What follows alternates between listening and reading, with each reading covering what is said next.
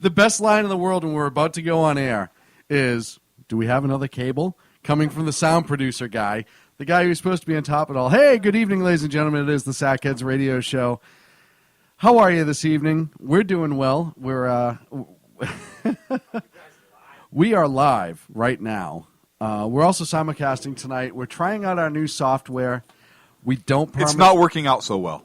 No, well, it's working fine. But Sacco's not. Our end of it, no, it's just, we expected to, it's a learning curve, if nothing else. I have to commend Sacco tonight. Okay. He actually got here before us. He did. And was actually hard at work putting this together, and we absolutely appreciate that. Absolutely. Sacco's actually been working really hard the last couple of weeks. And in his defense, tonight he had to put up 2 different shows, in comparison to one, because he had to play the Live 365, our normal place that you can find us at, and then the new software, the Backbone Radio, and, it's not without its mistakes, but it actually, I believe we're on Backbone as we speak. Sacco's walking around with like 10 cables in his hands, and a very, very concerned look on my face. On his face. Sacco, I'm being told on the Backbone side of it that our audio out is very soft. I don't know if you can increase our input on that, our gain. And it's going to take a little while, folks, on that side of things. And hopefully things are a little bit louder as we speak. Sacco's working on it. So I commend Sacco for busting his rear end the last few weeks to there was a ton of front load work that had to be done, behind the scenes stuff. Sacco's still learning the software, because it's brand new and there's a lot to go with. So he's working on that right now. So we're going to make the little adjustments as we go. Eventually we're going to open the call-in line as well. We may not answer it, but we're going to open it. Yeah, we'll take a look and we'll see if we even want to talk to anybody. Because this is our show. It is our show. And if we don't want to talk to somebody, we won't. That's kind of, you and I do that occasionally. Where I'm like, yeah, Right. I don't want to talk to you. I'm not going to. Right. But we're working through all that right now. And so the Live 365 side is just normal. The podcast will be just normal. And Sacco's going to be playing with the Backbone side tonight with everything to see what it can and can't do. So you may hear a little, and we wanted to do it live because that we have to simulate a show, and what better way to do it than we go. So if the volume goes up, the volume goes down, it may get a little different here and there. Just bear with us. It's not the software. It's us trying to figure out what's going to be a good mix, a good match, because when you set it all up and you do it on this end of things, it's always going to sound different than it does on the outside. So thank you very much to Sacco once again for really getting work done. So it's exciting. It's very exciting.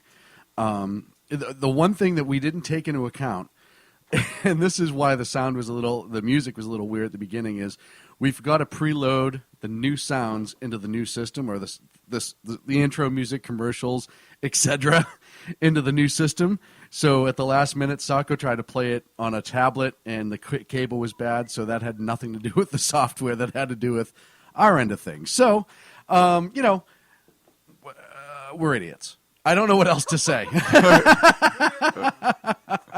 Not we, because I have no idea of anything you just said. Oh, yeah, that's right. So that makes me more intelligent on this issue.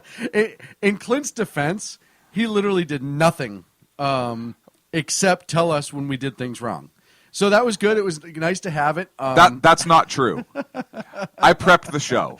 You did prep the show. I'm just kidding. That's my job. But you can't be blamed for any of the technical stuff. I cannot. Because you I can be blamed on the horrible content. Right. If this show sucks content-wise, that is on me. And that pretty much runs the gamut. Like, if we have a horrible content show, we're all blaming Clint. That is all me. Everybody gets to blame me. If everyone wants to know why we were talking about the exchange of voting power in Uganda this evening, it's because I did a poor job. Yeah, research wasn't done right. Right. But if it's anything electronic, it's your fault. Yours and Sacco's. I claim zero responsibility. Absolutely. Right. Absolutely, and I appreciate that. So tonight we're going to talk about why firefighters like to rescue kittens. Just another night here on the Southwest Radio Show. How are you, my friend? I'm excited. I'm excited, too. It's going to be a big, big show. We're about 8 days away from spring training. We are. Not you and I, because we don't play baseball. Well, we do, but mostly when beer is involved and rain and mud, and it's usually with like a broomstick and a wad of paper. Right. Or Xbox 360. One of the two. Either that. Or Xbox One. That's what I pitch the best, is actually... It is, with the character that you created, the player. Bugs Bunny. Yeah. First base, Bugs Bunny. Second base, Bugs Bunny. Yeah, no, I got my little alert today from the Red Sox that the equipment truck leaves Fenway this Thursday, heading down to Florida for pitches and catches. So we're extremely excited. Anyone who listens to the show on a regular basis knows how much we love baseball on this show. And so it's a big deal for us. And I'm not excited right now. The only sport that's on right now is basketball. And I'm not a big basketball fan. Right. Sorry, Ken. For me, it's hockey. Right. I love hockey, so I'm glad that hockey's on. And I hope Ken doesn't send me hate mail for not liking basketball.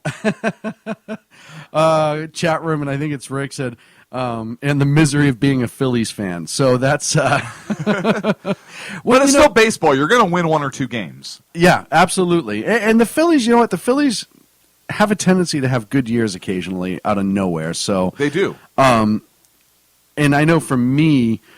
Hockey's always been one of my favorite sports, but baseball is that special place in my heart. It's that extra. I just grew up with it.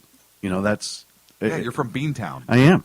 So we are very, very excited. Why is it called Beantown? We make a lot of baked beans there. Seriously? Yeah. Boston baked beans. Hello. I've never heard of it. Oh, you should try them sometime. They're amazing. They're kind of new. Well, why don't you bake me up some beans and we'll try those things out. I was too busy making chili today. How was it? Oh, it was awesome. What'd you put in it? I'll send you the recipe. Let's talk about this. No, if anyone wants the recipe, they can email me, Sean at SHRmedia.com. Let's talk about your chili. Oh, no. It was turkey chili, tomatoes, onions, pinto beans. I went with some cannelli beans as well. So a bunch of different things. Okay. And then added some... See, when I make chili, I open up the can. I know. And I dump it into a bowl. And then I throw them on top of some tortilla chips. Absolutely. With some shredded cheese. And I, you know what? I love the fact that you're a culinary marvel, as they say. I am. Look, spam. Spam. And I am wearing my University of Hawaii sweatshirt. You are. Tonight. So I had to have spam today at some point. Everything else going all right? Yeah, I moved into a new place. I know. Remember? You were there. Yeah, I was. I was the guy in the corner telling everyone where to put things. Which was perfect. I think I ate pizza for like 2 days straight. Helping you. First of all, rule number one, why you bring Sacco when it's time to move. So, okay. Not only does he show up. So, wait a Let's second. not talk about me. Let's not care. No. Hang on. No. We're going to talk about Sacco. Here's how good of a guy Sacco is. We let him out of the cage to help me move. Right? That was very nice of us. Right.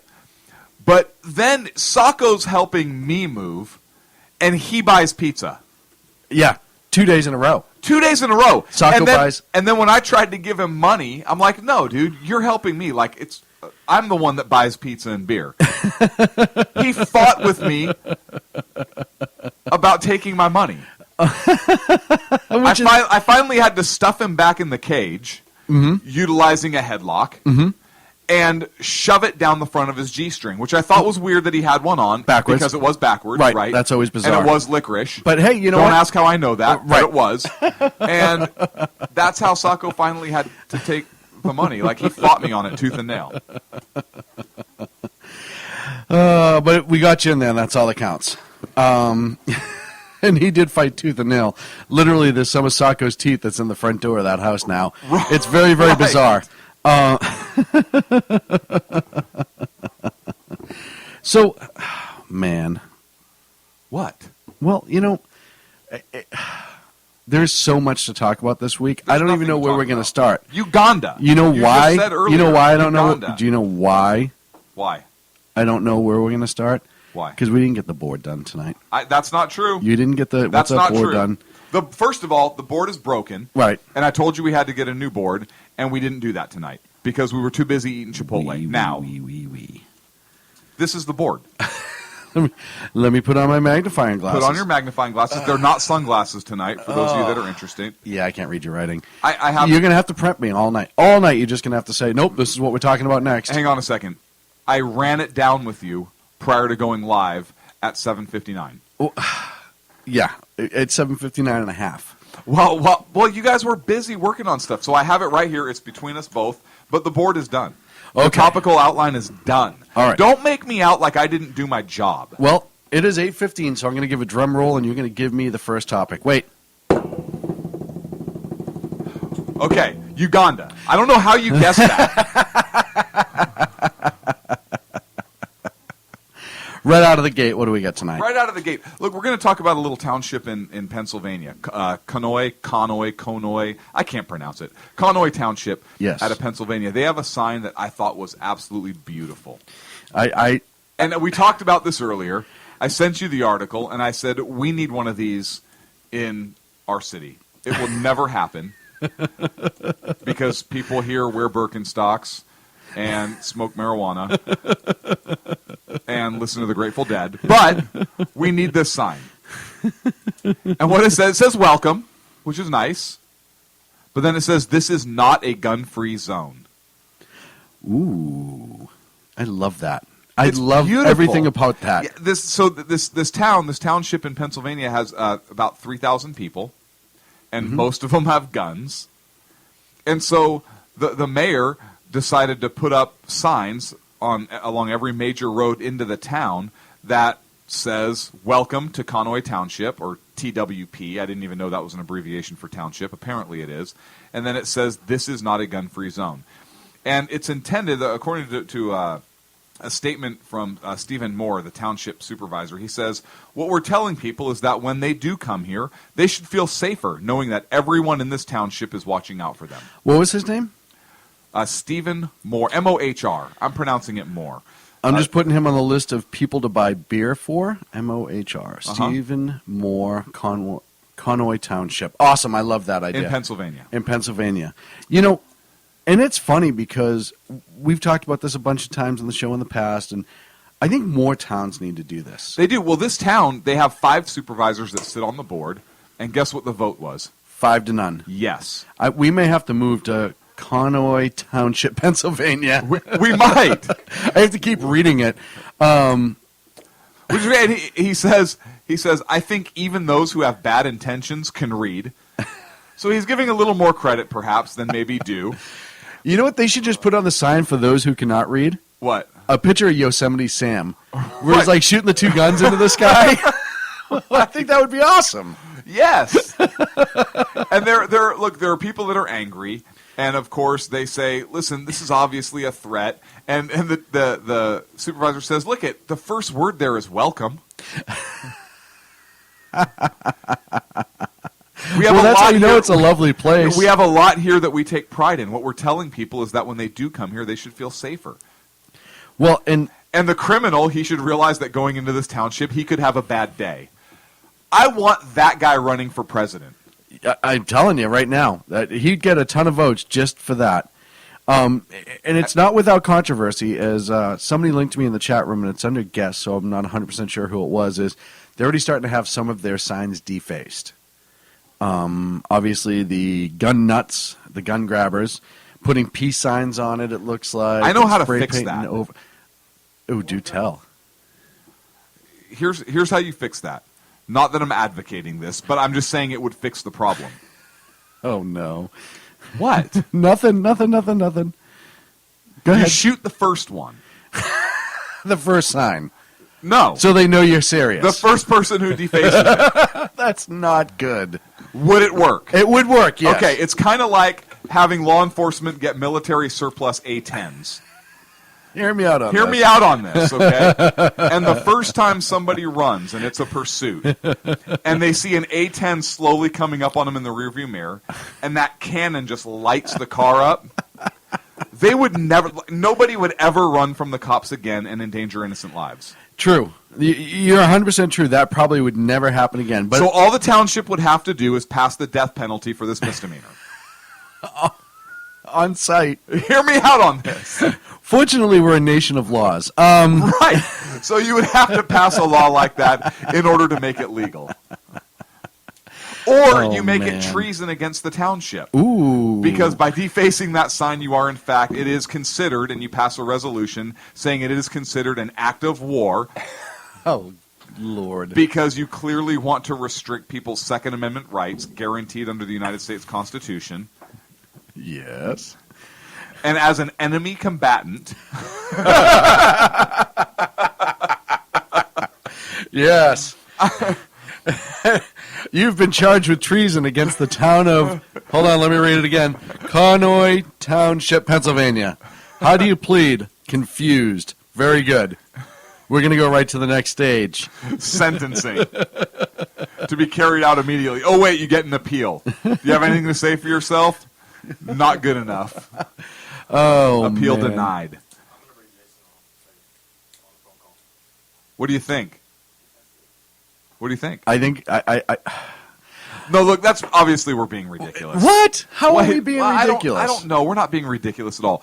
But there are, of course, some knucklehead from the Brady campaign to prevent gun violence. Right. Again, I have an issue with this. Right. Prevent all violence, not just gun violence. Right, if you're going after violence, actually grab the totality of it. Right. Don't just deal with it. Right. He says, these signs are silly because the Second Amendment guarantees the right of law-abiding, responsible citizens anywhere to own guns in their homes. First of all, he's wrong right in that whole entire sentence. First of all, he's wrong that the signs are silly. They're not. The signs are badass. That is a fact. That's not an opinion. This is an opinion show. I'm stating a fact. I can prove it right now. Sean, are those signs in fact badass? They are. Thank you. Yes. We just proved it. Second of all, the Second Amendment guarantees the right of law-abiding, responsible citizens anywhere to own guns in their homes. The Second Amendment doesn't say anything about law-abiding, responsible citizens, Right. nor does it say they have to own guns in their homes. Right. The Second Amendment guarantees the right To do that. to do it, period, like First Amendment. Yes. What? What? Wait, what? And I know. And I want to talk about something. And then he says, as a matter of fact, no jurisdiction in America completely prohibits the carrying of guns in public. Now, Really? I take umbrage with this individual from the Brady campaign to prevent gun violence for a variety of reasons. Okay. And let's hear those variety. Because he's a knucklehead, Number one. number one. All right, we Number need two- variety, so it's at Yeah. least 5. At least 5.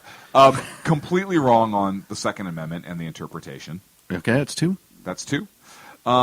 Did D.C. didn't they prohibit completely at one point the carrying of That's 3. firearms? Unless they're talking about like carrying a relic to and from, in which case I guess maybe. Right. If They you want to could- win on a technicality, Right. But the average law-abiding citizen was forbidden from possessing a weapon even inside their home, if Right. I'm not mistaken. So that's 3. Okay. Now can I go into past transgressions? Yes. So they talk about that we can't have military-style weapons. Right? Brady campaign. Why do we need military-style weapons? Shouldn't have military-style weapons. Well, here's the problem with that one. Didn't private citizens in the Revolutionary War have rifles? Uh-huh. And standard military issue was Green Mountain Men. muskets, which means the private citizens were better armed Uh-huh. than the military weapon of the day. Weird, right? And then they were able to use that armament in order to repel and eventually destroy a standing military government that was oppressive to the people that lived there. Right. So I would say that at some point it has to be considered that was a victory. Well, as far as what we did with rifles way back in the day. Right.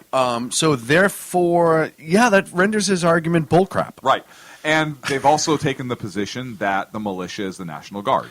Right, which we is have pointed out several times, and in the United States Code, federal law, the militia is not the National Guard. There's the formal and the informal militia, the formal militia being the National Guard, the Air Guard, and so forth, the informal militia being the people themselves. So there's 5. Wow. High five. Need I go on? No, you nailed it. How did you do that? You're just good. What are you talking about? I do take umbrage as well with his comments. Listen, anytime you try to argue the Second Amendment is anything but what it was intended to be, I take umbrage. Anytime you try to stand on the graves of people who've been perished by criminals using firearms, I take umbrage. Why? Because as we've seen time and again, people have been killed in mass numbers without firearms. People have been explosives, knives, poison. Remember the sarin gas attacks in Japan? I think it was sarin. Was it sarin? There was also vehicles, on and on and on and on. Edge weapon attacks. You're talking about the same day as the attacks. Newtown massacre. You had 33 school children slashed and stabbed in China. Edge weapon attack. So this whole gun violence thing just drives me nuts. But there was another knucklehead that even sounded more ridiculous to me than the Brady campaign person. What? And this is Shira Goodman, the executive director of Ceasefire PA. What they asked is, are there no schools in this town? How about U.S. post offices? What about private business owners or houses of worships who choose to bar firearms from their property? Well, if private businesses or churches want to ban firearms from their private property, they can do so. Right. It's their private property. They have the right to do that and as a anytime citizen, you don't have to go there. That's right. It's not your right to enter into a private establishment. Exactly. And then they say, the intent seems to be to scare those who might consider criminal activity. That's right. Good. Hey! Good. I'm on board with that. Man, she's a genius. And then she says the likely effect will be to embolden a shoot-first Wild West mentality. I want to know what statistics back that up. In states where open carry exists. Feels that way. In states where open carry, in states where it's a right to carry. Clint, state. You're missing the point. She feels it, so it has to be true. Oh. It doesn't have to be in the law of reason. It doesn't have to be fact. It doesn't have to be statistically backed up. She feels icky. And that means it's bad. Icky is bad. You know that. So therefore, everybody else has to curtail their freedom and safeties because somebody feels a little icky. By the way, she's part of a group called Ceasefire Pennsylvania, or PA. Right. Are there still fires in Pennsylvania? I don't know. Why would you want to stop fire? Like, what if you want to have a fire in your fireplace? Yeah. Right? Or a barbecue. This woman's just out of control. Or a fire She's pit. apparently doesn't know what she really wants. And why is she talking about guns if her fight is really with fire? Fire, exactly. Why isn't she talking to the fire department? Right, it's not cease firearms. We should ask. We should send an official email. Tweet her real quick. Inquiring how many fires they've stopped as part of ceasefire. Right. How many fires have you ceased in your campaign in PA? And I don't know who the guest is. I think it's Rick in the chat, but we have other people there under guest as well. A total of 913 Temple members died in Jonestown from suicide. So cyanide rather. So by firearms. Yes. Oh no. Oh, not cyanide bullets. Cyanide bullets. Yeah, you know how they have the cyanide gun? Right. I seen Who Framed Roger Rabbit. It's possible. It is possible. Okay, it is Rick. So let me write that down. With dip. That's so ridiculous. I just want to know, like, when people see something like this and they're immediately offended, it kills me that they don't take into account any sort of statistics, logic, reason, and they just have that emotional, This is bad. I just don't like them. I just don't like it. Well, why? Well, because you're trying to deter people from committing crimes. I have taken. What's wrong with that? Well, those people need to eat out of your refrigerator after they burglarize your house, and hopefully you won't be home when it happens. How about this? How many liberals, and I've done it a couple times, and I know you have also, but how many liberals who I hate guns? Hey, look, let's go shooting, and then they love it. Oh, it's amazing. How many times? I've done it a couple times. I've had the anti-gun thing come up in the Michael Brown conversation, where people are like, well, he just murdered that young man and blah, blah, talking about the police officer. And I said, okay. And I've told the story before, but I've also used it for the gun violence thing. Let's say you're sitting in the seat of your car, and some 6'3", 250-pound guy comes up through your open window and starts pounding you in the face. You can't leave. You can't run away. You can't start a car. You're just going to take that pounding. And just as you're starting to lose consciousness, I open the door next to you and slide a firearm across the seat. Are you just going to be like, whoa, I don't believe in guns. Sorry, kill me. You can beat me till I'm dead. I don't believe in guns, which is great if that's your choice. Mm-hmm. But the average person is going to get into self-defense mode, which, by the way, ladies and gentlemen, everybody has in their body. You eventually get pushed to a point where you start to commit self-defense and pick up that weapon and save themselves with it. So, all of these things have to be considered when you're talking about firearms. And just this blanket, oh, well, they're icky, they're horrible. I don't like to go into an establishment and see people standing there with firearms. Well, why? Well, because they might be bad people. Yeah, you know what? Most bad people don't walk around with exposed firearms in those states that have the open carry law. Most good people, you won't see their firearms if they're a state that requires a CCW.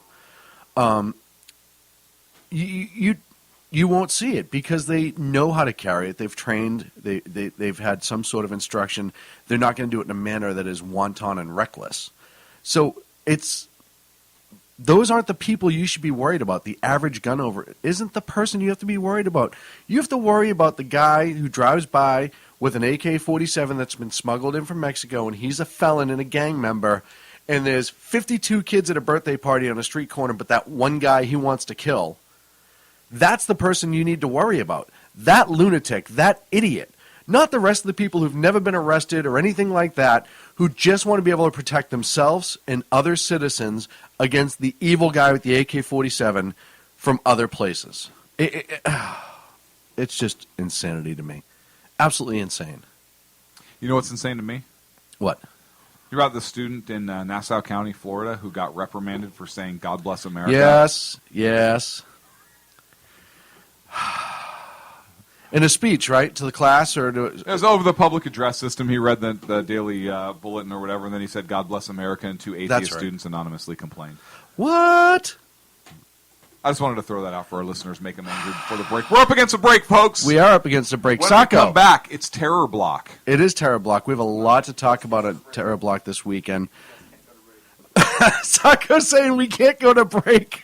We're going to break, Sacco, so make it work. Come on, Sacco. We're going to go to break in 5, 6, 4, 7. 3. Here's the best part about it is he's going through the new program trying to figure out where the break button is. Because through everything else that he's learned how to do, he...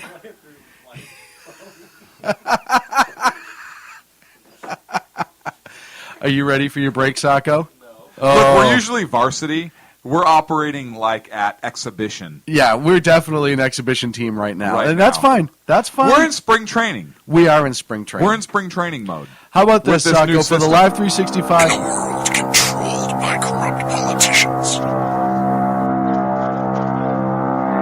A team of ordinary men emerge from the ashes to give voice to the voiceless and hope to the hopeless. Sackhead Show. Dude, I'm not saying good. Sackhead Clint. Also starring Sacco as the producer.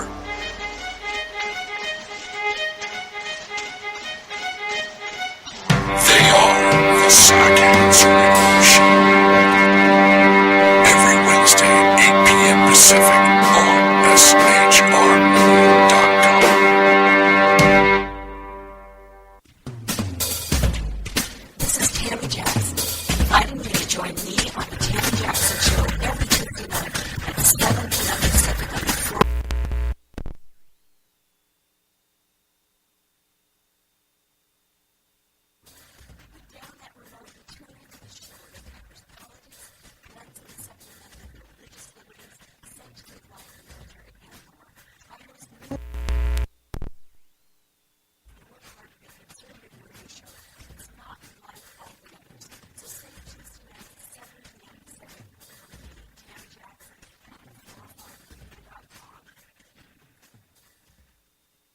listens to the Andrea Kitty Show?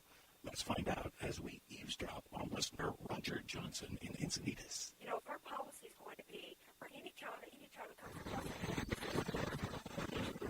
okay, so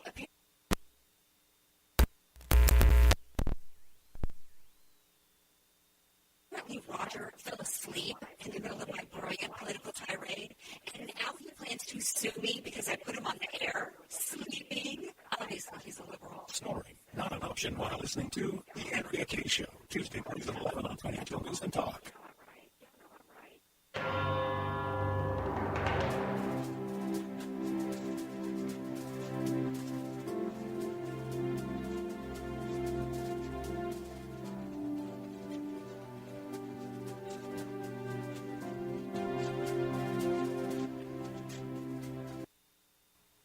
And we're back here on the Sackheads Radio Show. Thank you so much for joining us this evening. This is horrible. This is like watching a 50s B movie.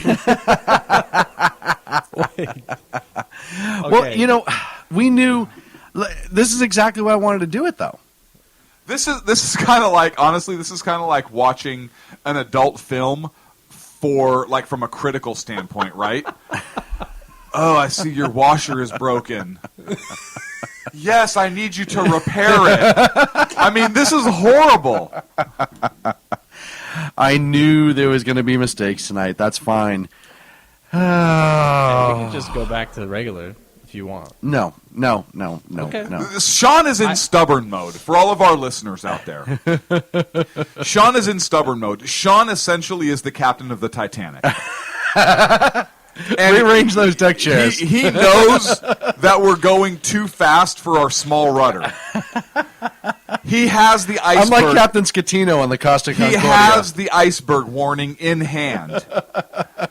He will not reduce speed and start to turn. It's like everything else. But this is not my department. I know. You can have all the training in the world. And if you've ever trained for anything at all. Like a hot dog eating you know contest. This. Absolutely. You train for that on a regular basis. I am ready to go. If one ever pops up in front of me, a hot dog for all you perverts out there, Ken. I know you were about to type something disgusting. I was accidentally in a hot dog contest one day. I thought it was just lunch. And amazingly, I got second place, so that was pretty cool. No, but it's like everything else. You can have all the training in the world before the mic goes on. Or you said accidentally? Yeah, accidentally. I walked in. I thought I was ordering lunch, and all of a sudden I was back second place. All right. But until there were only two people. No, it was like 30. It was you and the 10-year-old. It was like 30. I thought I was in line. The carny was like, "Hey, guy, this kid really wants to participate. Will you mind?" I was like, I'm not having a hot dog. Fine. I'm not going to have a hot dog. Is that Macaulay Culkin? All right, I'll have a hot dog. But until you actually start doing it, there's going to be mistakes, and you're going to have to learn it, and it's fine. It's not a big deal. Hang on, somebody wants to go back to the whole adult movie thing. No. Sacco, is that cable loose? Yes, Sean. Well, Sacco, you look really busy over there. Yes, Sean, check my cable. There, that's. Can we go to Terror Block, please? This is horrible. Can we go to Terror Block, please? Hell no, I'm having fun making fun of you guys. Yeah, what else is new? On a serious note, do you need your cable checked? No, I'm good, Sacco. Stay over there. No, everything's plugged in over here. I'm good. So much to talk about this week in Terror Block. So much has happened. ISIS is recruiting. They put out a really nice video. What are you waiting for? Honestly, it sounds like a leftist presidential campaign, right? Forward. Is that? I just have to ask. Is that a coincidence? I'm just posing the question. Well, you're going to look at it from ISIS's point of view. If you've seen it work, right? Why not do it? Right? I mean, right. We talked about it before. You look at Goebbels in World War II. He didn't reinvent the wheel. No, he used the playbook out of Bernays, yep. right? Yep. Woodrow Wilson. So don't get saucy with me, Bernays. Don't get saucy with. I love that movie. But so why would they reinvent it? You do something that makes it. You make these videos, and I'll tell you something. Their propaganda videos are starting to become more than just they used to They're- be just they're- one guy talking to a video, and now Right. they're actually They're having actually getting production produced. value. Yeah. So they're not growing at all, which is good. The video was entitled "Blow Up France 2." Who? Ken in the chat room says, "Oh, ISIS is now creating jobs. One way he's doing it better than Obama." You know what? Maybe that's ISIS's strategy here in the U.S. Just create jobs. to create jobs over there, They'll show this president yet. right? To show how West really can't handle it. Yeah. So blow up France part 2. No, not part 2. Just blow up France 2. Oh. Don't start adding words. To Oh, their 2 title. meaning as well. No, 2 meaning the number. Oh, okay. The number 2. Part 2. And the theme is basically, what are you waiting for? And they're speaking in French, and they're talking to French-speaking countries and telling the radicals there to stay put and basically kill innocent people. What they say is, quote, don't give up, and particularly don't lower your weapons, don't surrender, kill. Today, it's our Darwa, kill them. You now have more than 4 million targets. And that's what was said in France, in French. Now, the interesting part is there are the film also it has English subtitles, which would seem to suggest that they're also recruiting for this It's to the international happen language. in the West. It's just the international language. Well, it's not the official language of the United States. Oh, well, that's true. Nothing is. But it is Western. Very, right? very Se- Western. Seems to Very, be- very Western. Seems to be targeting the Western folks there as well. So clearly they're ramping up. Oh, well, and you look at Canada just did this report of how many people returned from Syria that were fighting, and I want to say it was in the hundreds that returned back to Canada after fighting for ISIS in Syria. And Canada is majority English spoken. We know about the cells that are allegedly here or coming up through the southern border. Another English speaking country. You're looking at England. You're looking at Ireland. You're looking at all the countries that use English as part of their Australia, another big one. And these are issues that we need to look at. They're addressing certain populations right now, and that's scary as hell. It is. And I'm being told to say Canada again.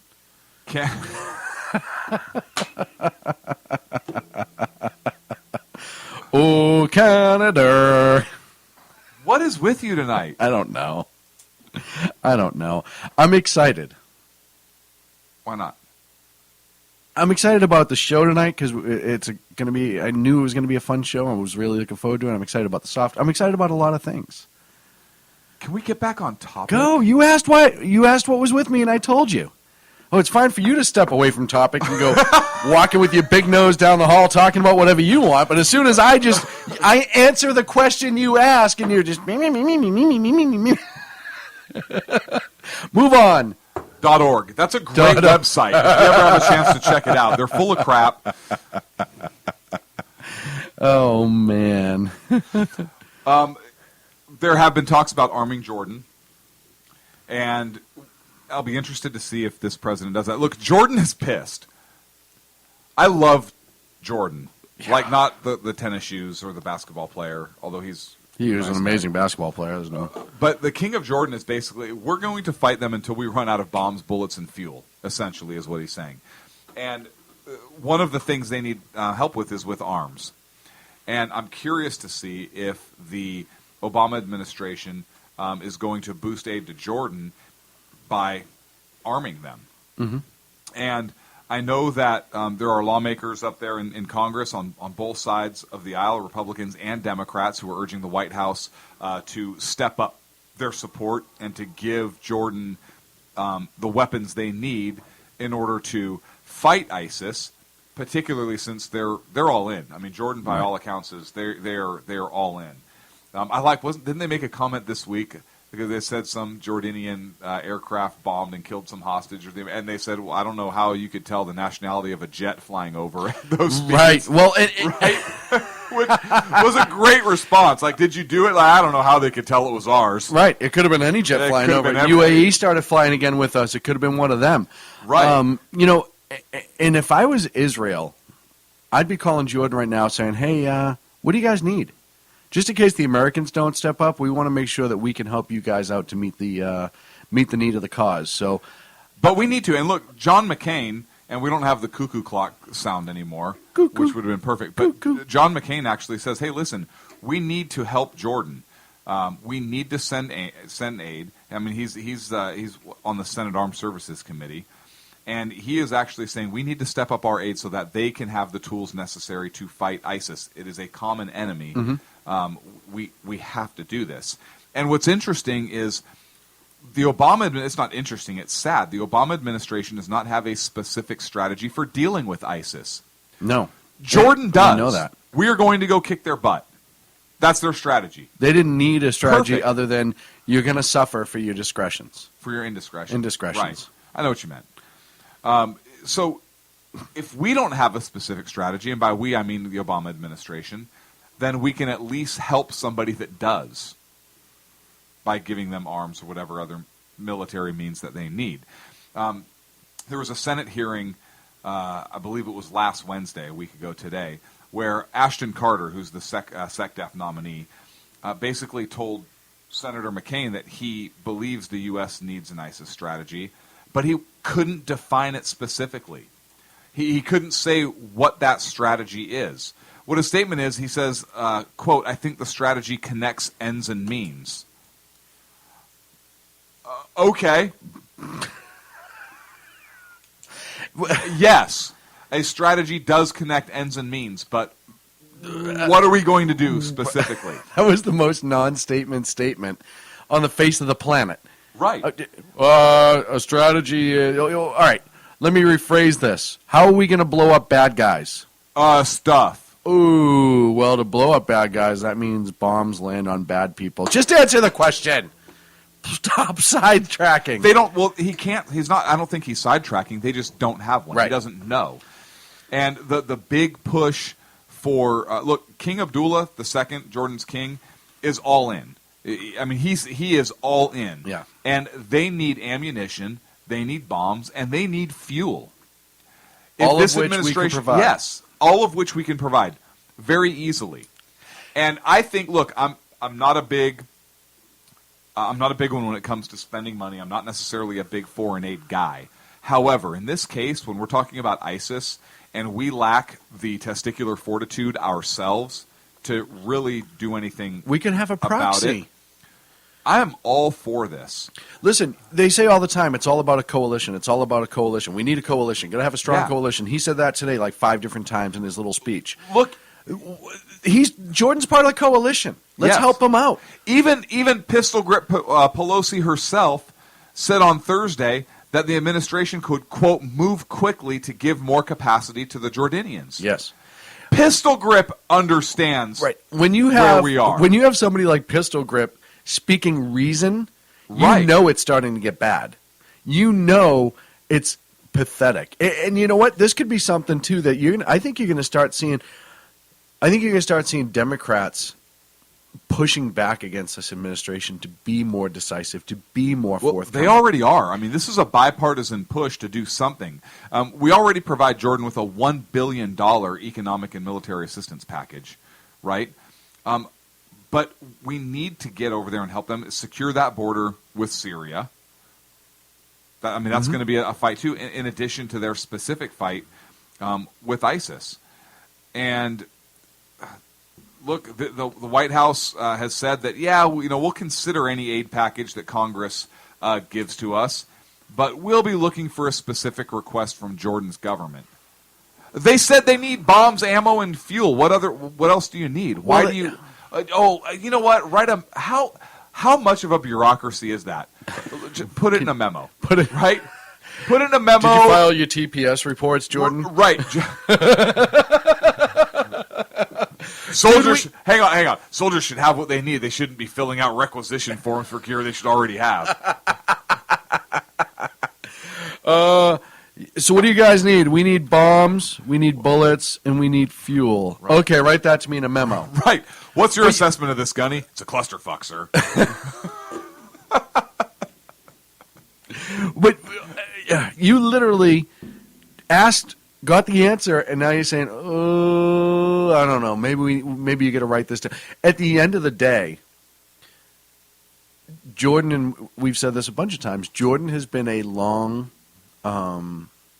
ally. We may not agree with everything they do within their borders and how they run their country, but they've treated us very, very well. We talk about all the refugees they've taken from Syria, and they've done so as well as they possibly could. They're not a rich country, and they get $1 billion in aid from us. So I mean, technically, $1 billion is rich. Well, right? Are they getting taxed on that? Probably. Probably. A special rate since it's overseas funding. But this is something that.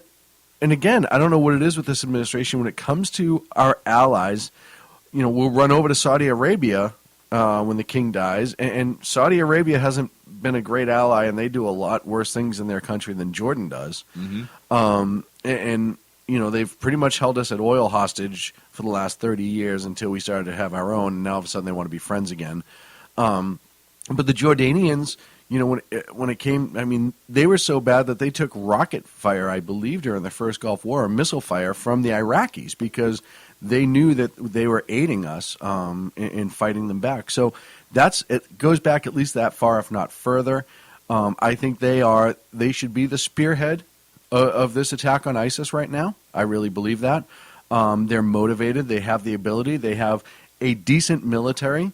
But they just need the aid. And I think it's time that we stop treating our good allies like trash, i.e. Israel, Jordan, etc., and start giving them, and even if he doesn't, and this is where I always have a hard time with this president, even if you don't want to come out and say openly, hey, yeah, we're going to give aid to Jordan, just do it. Have you heard about this German rapper who's like the new face of ISIS? No, I'm not even making this up. How? I can't make that. Deso Dog. Oh, his real name is Dennis Cuthbert, and he was kind of a Berlin rapper, kind of a failed rapper. He had one kind of mediocre hit. He toured with, I think, DMX at one point, or something like that. I don't know. But this guy is kind of doing this new face of ISIS, where he's actually been seen holding up severed heads, and he's kind of, making the ISIS circuit. I guess he's kind of a rap star with them. I don't know. But how do you make the ISIS circuit? He did it. How does I don't this know. happen? I don't know. But look, so he's they have their own rap group. Look, he's touring with ISIS now, okay? And this guy live from Ice Aid. Well, here's my point. He's German. Now, ISIS I've heard ISIS be compared to kind of like the new Nazi threat, right? It's the notorious IED. So, because he's German and they've been likened to the new Nazi party, should he be forced to grow a small mustache and part his hair to the side and wear jack boots? Well, and a red armband. I don't know. He already hates Jewish people. Right. I'm guessing. Yeah, he's part of ISIS. And committing the atrocities. I want to see ISIS make him wear that outfit. It'll never happen, and here's why. Go. It interferes with the parachute pants that you have to wear if you're a rapper. Okay. It doesn't match his grills, because I assume he has grills. Okay. And last but not least, red's not a good color for them. Okay. I just can't believe I don't want to get off the Jordanian issue for too long. We're in terror block, so this is Jermaine. I know. I just can't. And I didn't say Jermaine because he's a rap artist and it's right. black. Ken, sorry. Yeah. It's always with you. Not like the Jacksons. Tito, Jackson 5. No, Jermaine. Jermaine. Oh yeah. Just the fact that I don't know why anyone else isn't realizing this. They have their own USO. Look, this guy is a rap guy. Yes. And this guy is such an a-hole that the United States designated him as a global terrorist. A U.S. citizen. This administration. How big of an a-hole do you have to be for our country right now to designate a European citizen a global terrorist? You either have to be a conservative in this country, or a rap artist touring with ISIS, or a rap from Germany, artist touring with ISIS. I want one of those Okay, flyers, this guy not is really. coming out tonight. He is going to blow the roof off the place. Not Not literally. Not literally. literally. No. Everybody relax. He is, but let me tell you something. It's going to be like TNT in here. No. Stop. Sit down. He's a rap artist. Dude, I just can't believe that he actually has a rap group. Oh, my goodness. So, what do you think about President Obama asking Congress to authorize military force against ISIS? I think on the outside it seems well, but I think that he punted a little bit. I think that he's saying what a lot of people want him to say, but he's not. I don't think that it is as encompassing as it should be. Okay. And I really, I have an issue with the 3-year limitation because all he does is essentially kick it down the road for 3 years. Because now, But then the next president can come in and pick up, right? we can, yes, but now he kind of, depending on what he's going to have for a Congress, he may have to fight a little bit differently. And one of the things that we talk about with Iraq and with Afghanistan is how quickly we pulled out and how it was too early and they weren't ready to go. You lose the funding after 3 years, and we're that close to finishing, or maybe we're not that close. And then all of a sudden you get a Congress who doesn't want to fund it and pulls the funding. We're kind of back to square one. Kind of, but here's what I like about it. First of all, Congress, the fact that the president has gone to Congress to ask for authorization, I like. Yes. Right? He's actually doing something right in this regard.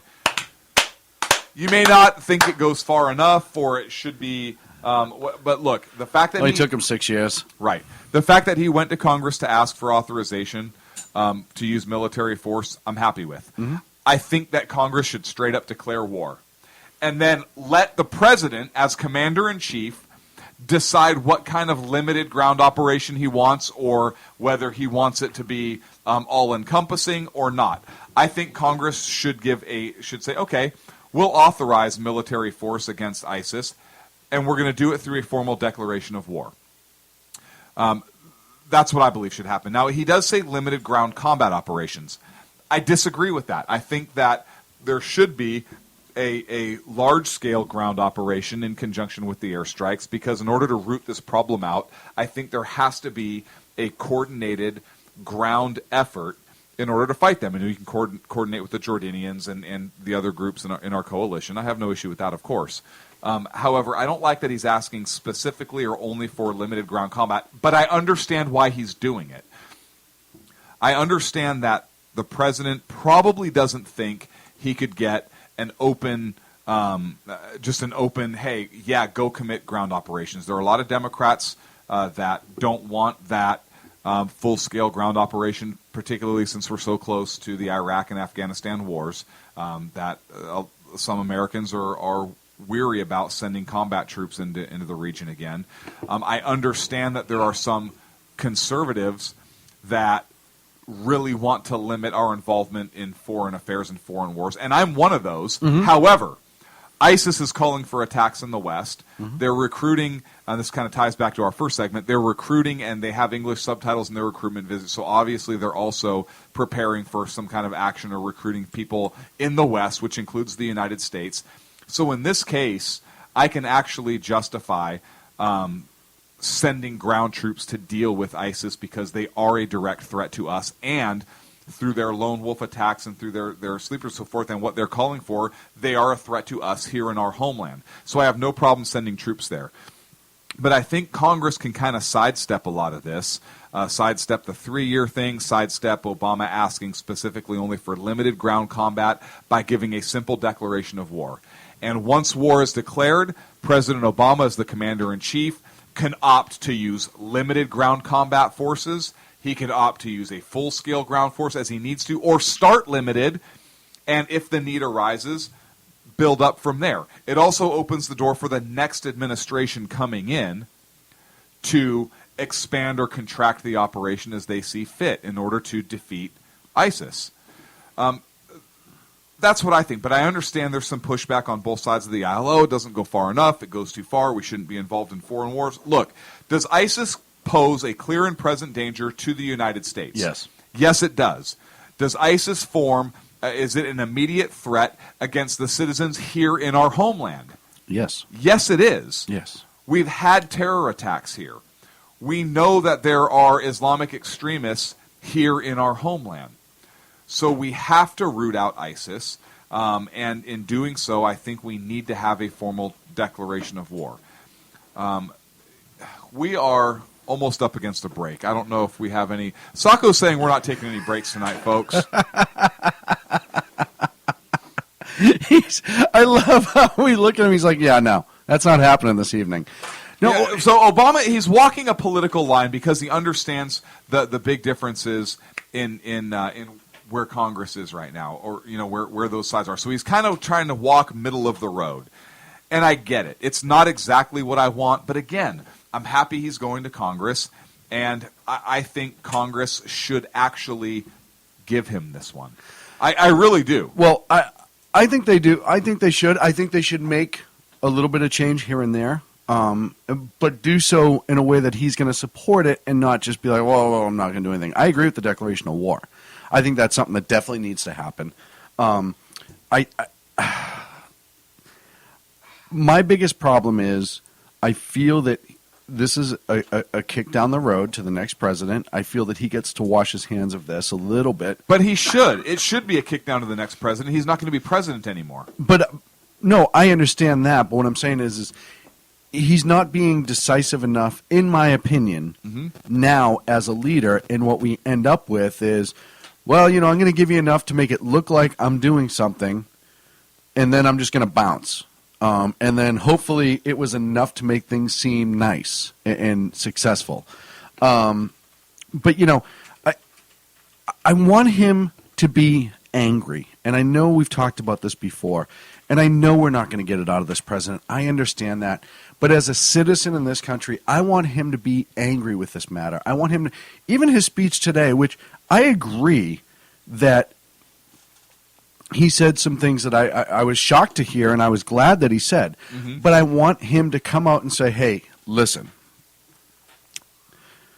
we will take a stand. We will get mad, and we are going to come after you, and we're going to dismantle you. Either our military, if we need to, or the allies or the coalition.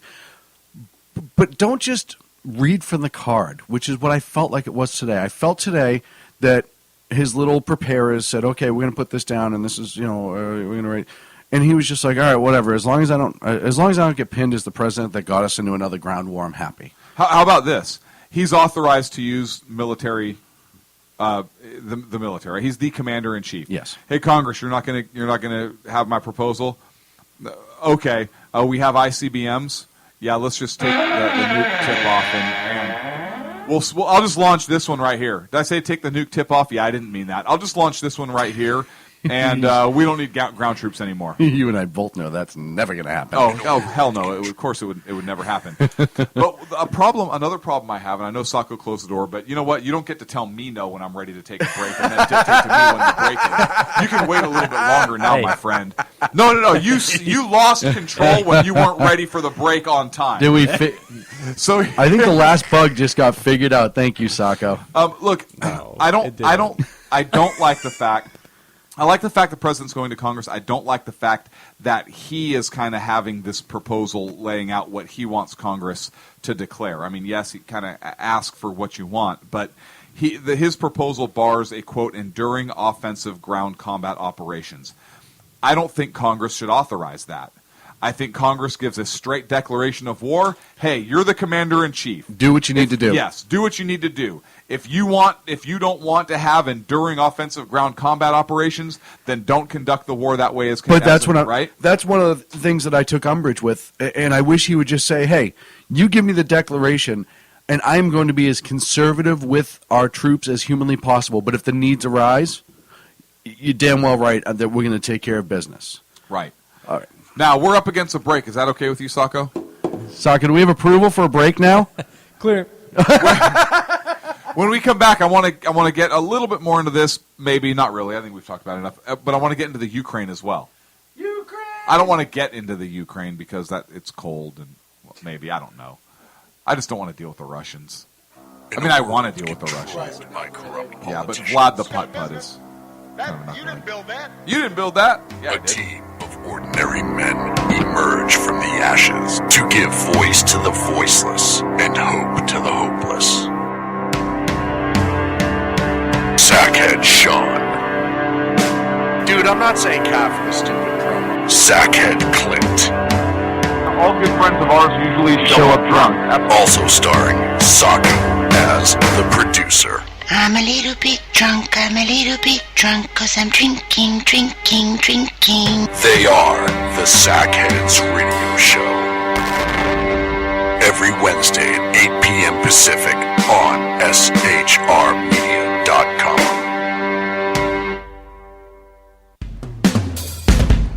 This is Tammy Jackson, inviting you to join me on The Tammy Jackson Show every Tuesday night at 7 p.m. Pacific on the 405radio.com. Put down that remote and tune into the show that covers politics, guns and the Second Amendment, religious liberties, sanctity of life, the military, and more. I host newsworthy guests and work hard to be a conservative radio show that's not like all the others. So save Tuesday nights at 7 p.m. Pacific from me, Tammy Jackson, on the 405media.com. Who listens to the Andrea Kaye Show? Let's find out as we eavesdrop on listener Roger Johnson in Encinitas. You know, if our policy is going to be bring any child who comes across the border, just like we have to take them in. Okay, so apparently Roger fell asleep in the middle of my brilliant political tirade, and now he plans to sue me because I put him on the air, sleeping. Obviously, he's a liberal. Snoring, not an option while listening to the Andrea Kaye Show, Tuesday mornings at 11 on Financial News and Talk. You know I'm right. Y'all know I'm right. Hello, I'm Matt, a student at Hillsdale College. Here's Hillsdale President Larry Arnn on the continuing relevance of the Constitution. Many argue today that the Constitution is outdated because it addresses problems peculiar to the 18th century. Some parts of the Constitution do read rather quaintly.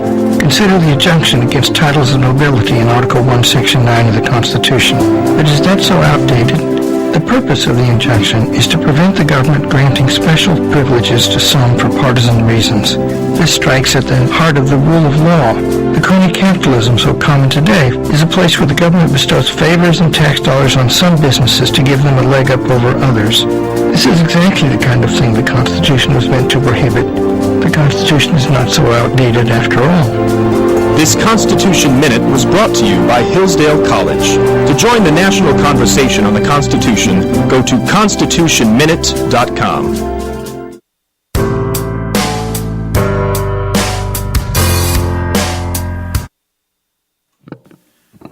And we're back here on the Sackheads Radio Show. Thank you so much for joining us this evening. An evening of adventure, if you will. So come back, we're going to start talking about the Ukraine. What? You look so depressed. You look so depressed right now.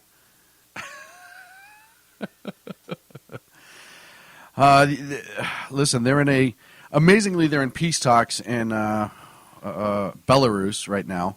And on the eve of that, there was intense fighting in the Ukraine. The Ukraine has been a mess right along. I think it's over 6,000 people have died in the conflict.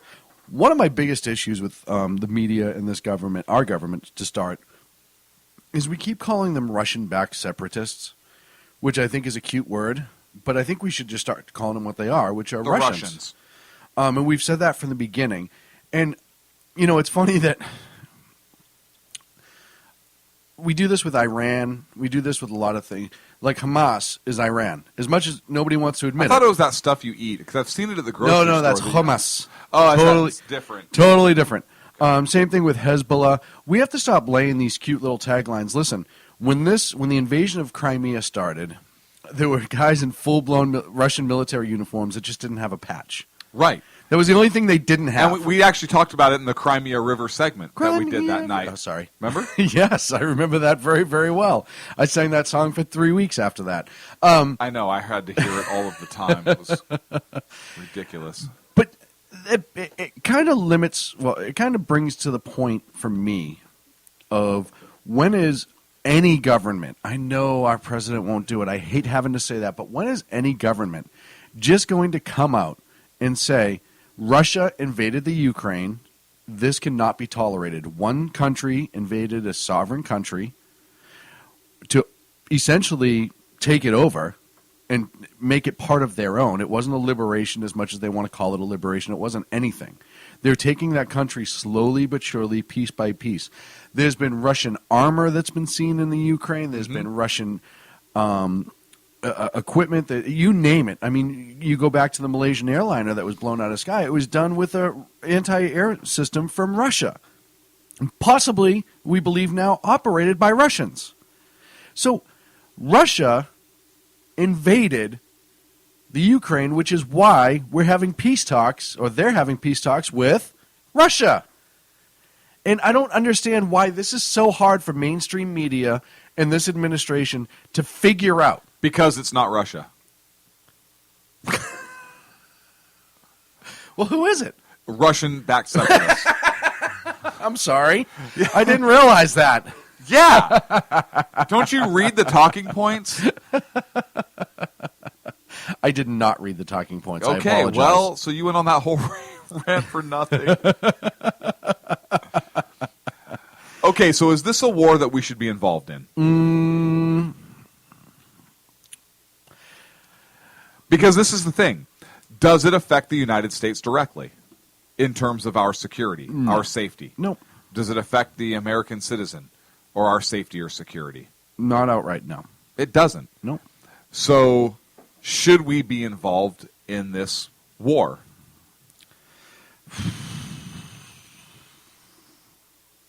Should we send troops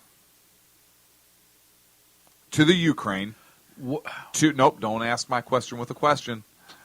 Should we send troops to the Ukraine in order to beat back this foreign invasion from Russia into the Ukraine and help them secure their country?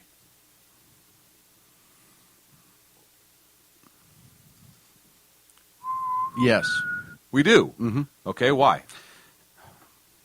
Because I kind of look at it like ISIS was a year ago or 6 months ago.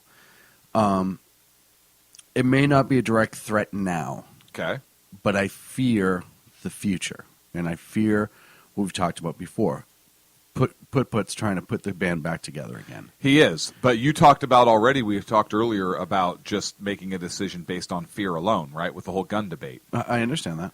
So here's right, but there's a history and statistics involved with Putin. There is a history with Russia. Right. We know that Putin's a communist. We know he's part of the KGB. We know there are people in the Russian government who believe that it should be the way it was 25 years ago. Yes, there is that. However, do we send American troops and get involved in a foreign war that does not directly affect our citizens' safety? Because it does not at this point. It's wrong for Russia to invade. Mm-hmm. Should the international community do something about it? Yes. And if NATO gets involved, or if a NATO country gets involved and then they invoke that treaty, and then we have a duty to get involved. But I don't think we get involved right away. Now, with talks that are potentially falling apart, there is talk about arming the Ukrainian troops.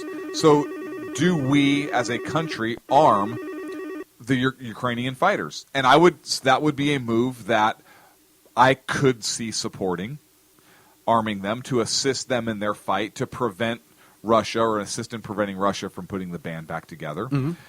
But I don't think we go fight in a foreign war. We send our troops to go fight on Ukraine's behalf. Ukraine is not a NATO country. They were starting to do some exercises with NATO, but they were not a NATO country. If other NATO countries get involved, I believe then that we would have to get involved for the treaty if they invoke that. Mm-hmm. But I think arming them is something that could help, give them the proper weapons they need in order to fight a Russian army. But even if Russia takes the Ukraine, and look, I don't agree with it. I don't think Russia should put the band back together. Obviously, it's a big deal. But I don't think we send American troops to deal with that problem. We could send American-made weapons to the problem. Russia has pretty much look. If we even arm the Ukrainians, Russia could view this as an act of war. Yes. Now, if Russia declares war on us because we arm them, and this is kind of what brought my whole question up. It wasn't just kind of pulled out of thin air. No. If Russia says that by us arming the Ukrainians, that we committed an act of war against them, and they then declare war on us, different story altogether, right? We now open up the European theater. And that's going to be tricky because how strong is NATO right now? There is a split in NATO. You look at Turkey and kind of how they've conducted themselves with the ISIS fight, right? And you look at some of the other NATO countries in Europe and how Europe is really kind of fractured and splintered a little bit in terms of how we handle certain things and whatnot in those relationships. So I'm a little worried about that and committing troops over there. But look, if we arm them and Russia declares war on us, then I don't think we really have a choice. Because if Russia declares war, obviously we're at threat to the homeland. So if we have to fight them in the Ukraine where they're already engaged, well, then that's where we have to start that fight. I hope that's not the case. Well, I hope that's not the case either. I almost wonder.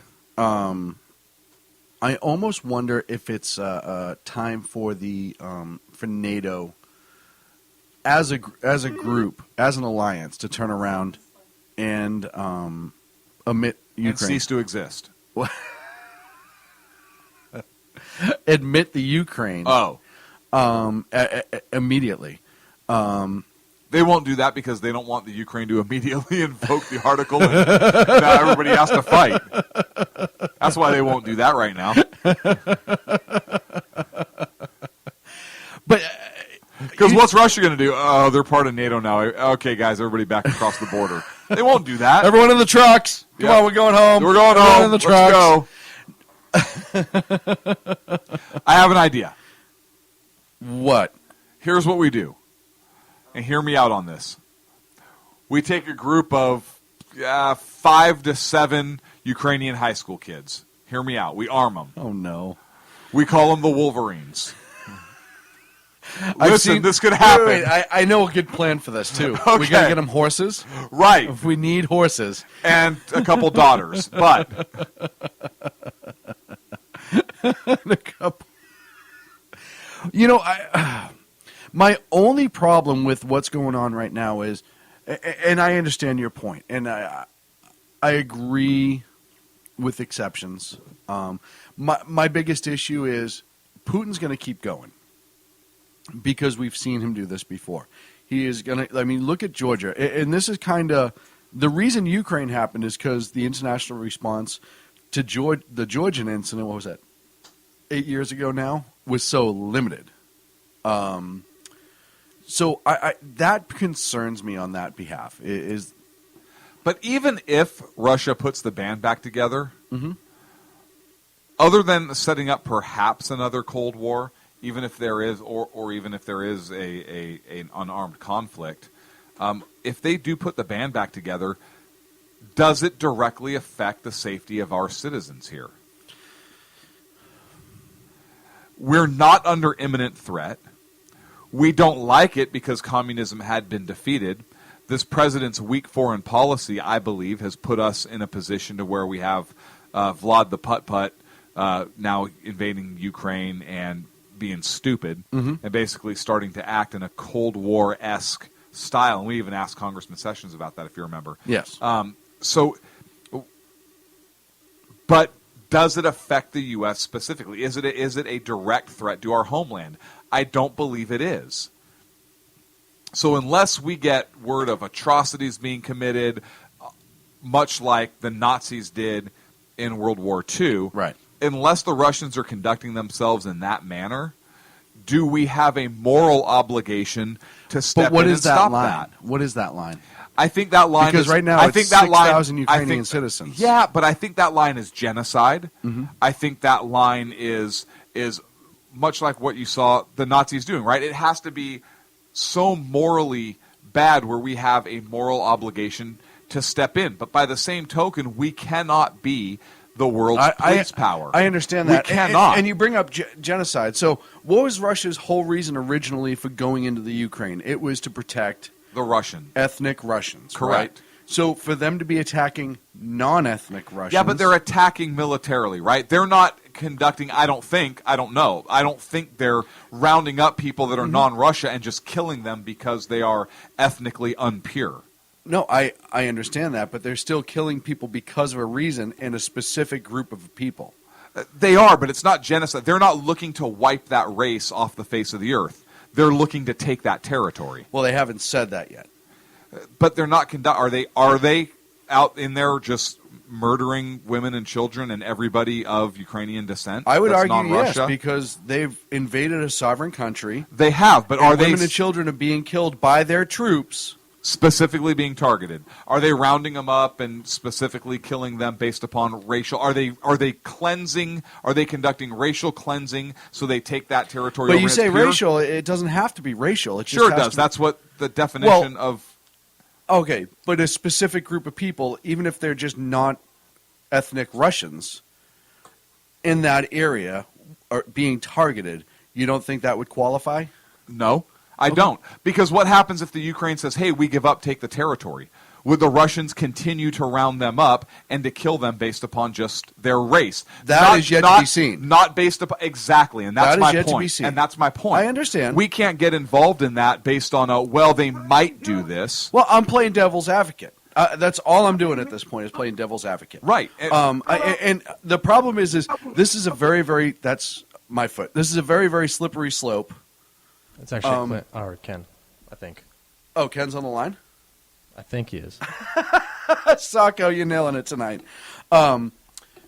It becomes a very slippery slope, and I agree with you. We have to be extremely cautious. Until we have evidence that is happening. On that specific point. Right, yes. or something of that magnitude happening. Couldn't agree with you more. We cannot get involved. We do absolutely need to be cautious about it, and I agree with you. There are other things that we can do.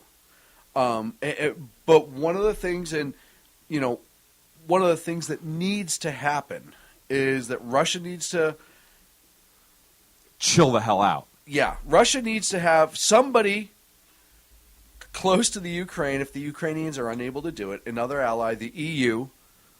Let's take the EU, for example.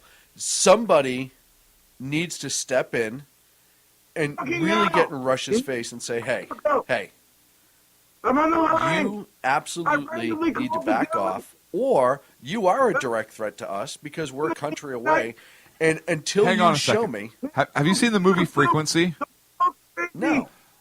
You never seen the movie where the dead father is communicating with the son? Yes.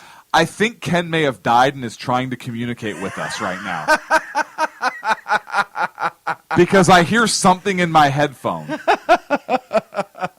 Sacco, do we have Ken on the line? Ken, are you in the line? I randomly called this deli. Hey, excuse me, it's where I said in line to get shot. Am I in the Sixth Sense right now? Because this is bizarre.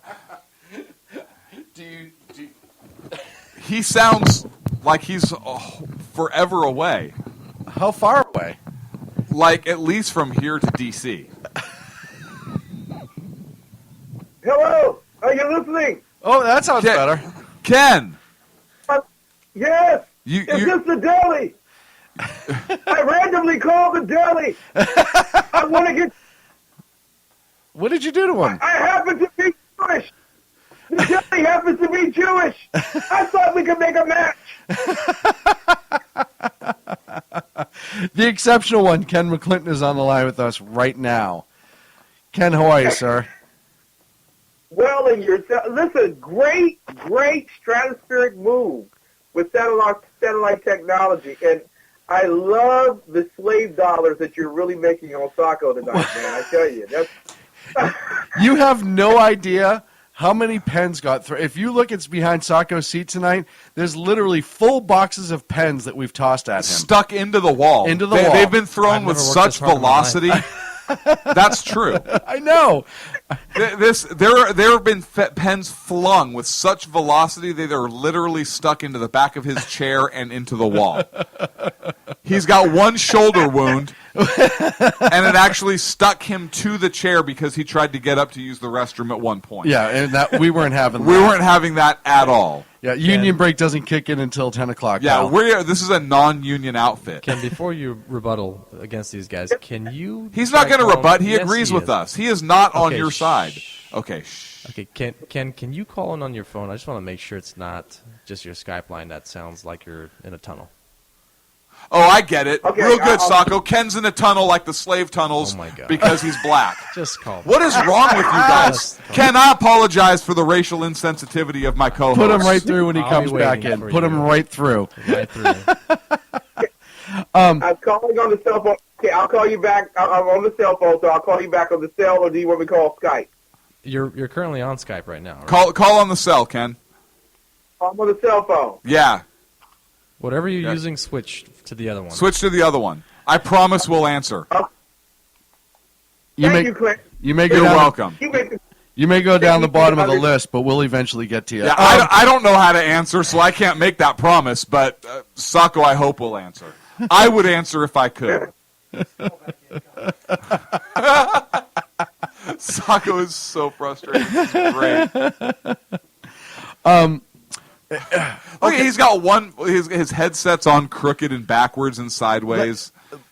To go back to the Ukraine while we have a few minutes, if Estonia decided they really wanted to step up and help the Ukraine, their neighbors, essentially.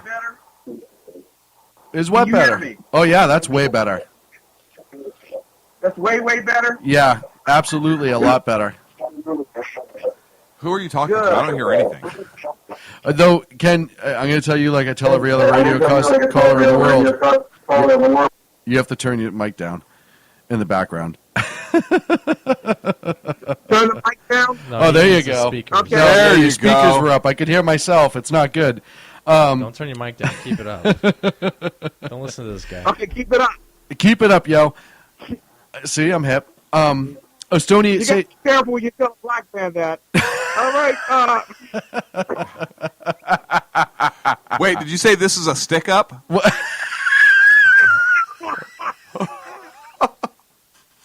I didn't hear him very well. I was clarifying.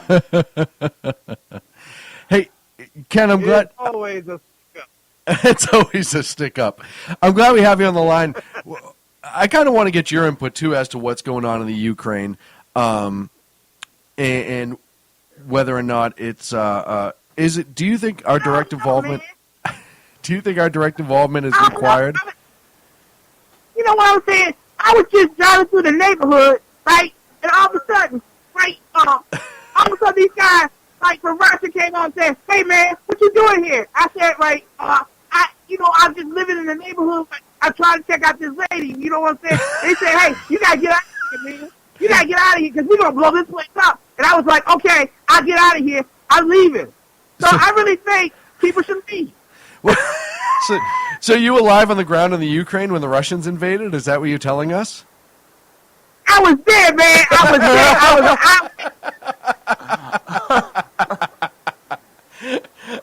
This man, Folks, that's our war correspondent, Brian Pookie. Williams, right? Oh, war This man like Brian Williams came up, right? Brian Williams came up, right? He was like, man, have you been shot before? I was like, no, I ain't never been shot before. He was like, well, I've been shot at a lot of times. I got shot at in Iraq. I got shot at in New York. I got shot at home. I was like, oh, man, that's really deep, man. That's really deep. Man, you need to be a folk survivor, man. You need to be on NBC every night so people can get that bare of truth, man. You know what I'm saying? Pookie, Hey, you're live on the ground in the Ukraine. Yeah. Let me get your opinion. Is direct American involvement needed at this point, or should we leave it to the neighbors of the Ukraine? Well, this is where I'm coming from. If it's on the air, am I live? Yes. Shout out to my Pookie, shout out to my baby's mama. Pookie, you are live. You are our war correspondent. We will give a shout out to your baby mama. And go ahead. First cops, now this. Shaquita, I swear, when I get a job, I'm going to pay that child support. I swear I will. Okay? just want to give him a shout out. And Bobo, be good to your mama. Your daddy might be home next year or maybe next decade. Somewhere in between. I'm going to be there for you. So Pookie is against American involvement, it sounds like, directly. Or any kind of involvement apparently, whatsoever. Right, just a monthly check-in is what he's saying. Every 28 days, we should write a check or something. Right. I went to the doctor once when I had Putin. I was Putin all over the place. I was like, man, I got to stop this. So I went to the doctor, right? Doctor said, hey, just drink this, right? It was like this sweet little stuff. I drank it, and then I had no Putin problems no more. That's called Obamacare.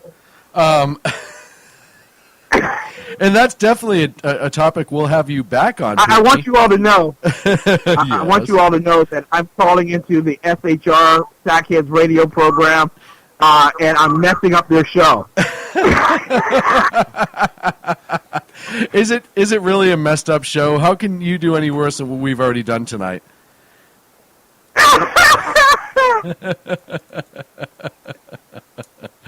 Oh, it's always a joy to have you. I tell you, I am so looking forward to Las Vegas because we're going to have a Blazing Saddles night. Yes. We're going to have white chicks, sausages. Sacco, gamut, man. You can take care of the sausages. Ken, I just want to know, can I dress like Sheriff Bart? No. Yes, you can. All right, but you have to go as Gene Wilder. And I'll go as the old lady and tell Sean up yours.